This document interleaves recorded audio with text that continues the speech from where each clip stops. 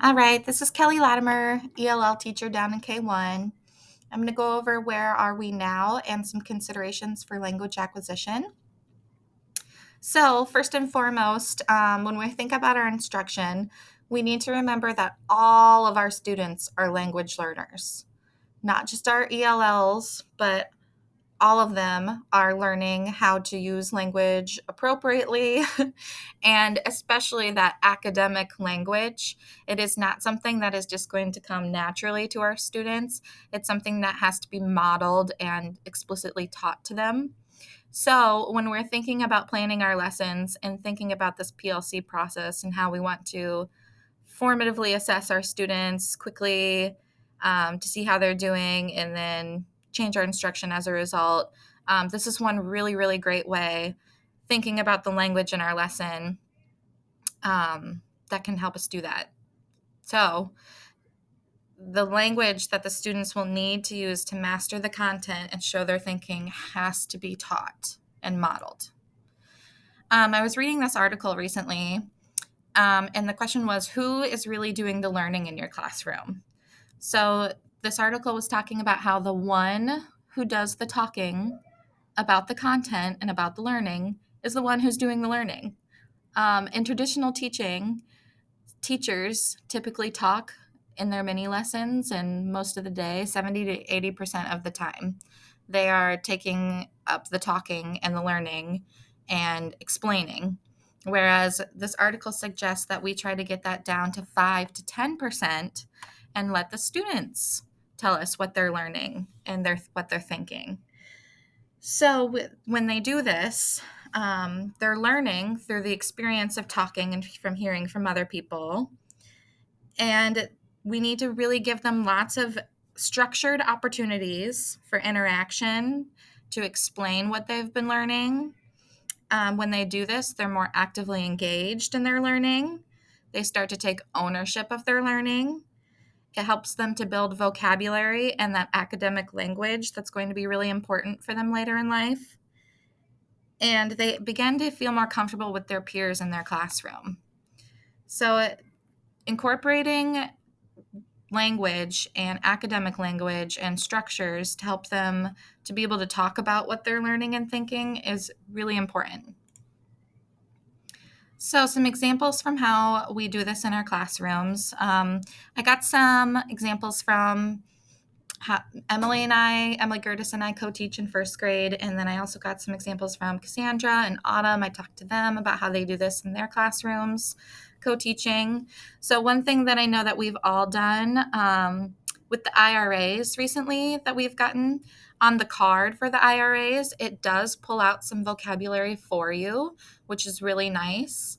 And so I know we have made some PowerPoints or some flip charts that just show the book, maybe a little bit about the book to get them thinking about the topic of the book, building that background knowledge, and then some words that they might need to know before reading that might be confusing. So this helps them get engaged by thinking about these words and where these words might be in the story. So the words that we pulled out were heel, soft thud, and a subway. And subway is really important because they're usually going to think of the sandwich shop and not the actual subway underground, like the train. So this helps them to build background knowledge, experiences, and then when they get to talk about it, they're just learning more and more from each other. You can also have the students put their finger on their nose or on the top of their head or their hand on their head when they hear these words in the story. So then they are actually actively listening for these words as well, which is really important, especially for English language learners, because it helps them to cue into words that they might know and not tune you out so much. So I know Cassandra and Autumn have made some of these before too for the upper grades. If you're curious about that, you can ask them. In a PD that I did last year, oops, I don't want to do that. I reviewed some quick games that you can play with the vocabulary words that you have to keep them thinking about them and using them. I can send that out again if you'd like. Another great way is just sentence stems. So you can pre-plan these in your lessons and have the written words up on the board for them to use, or it can literally be right on the spot. So use these words, I think, when they're explaining their thinking and making sure that they're answering in complete sentences and using that academic vocabulary that you want them to use. So, sentence stems are the greatest way to provide that structure and that accountability for them. Think, pair, share, turn, and talk. Those are all wonderful strategies as well to get them talking and thinking. When you do that, you can also give them a sentence stem before they turn and talk, like I think the character is, or my answer to this is, in my opinion, things like that.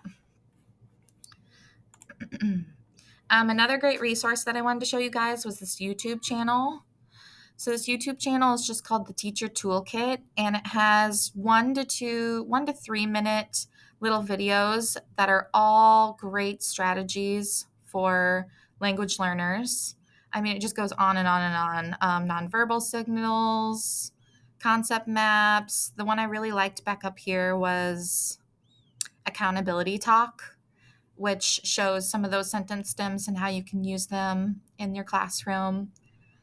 But yeah, so when you use these, it's really going to be like a formative assessment, and you can mark and see who is really listening and can share their thinking, and then you can use that as a formative assessment for your PLC process. So if you have any questions, don't feel scared to reach out to, I don't know why you'd be scared. Yeah, just reach out to any of the ELL teachers. We'd be happy to help you with how you can incorporate more language learning and academic language talk in your classroom for formative assessments.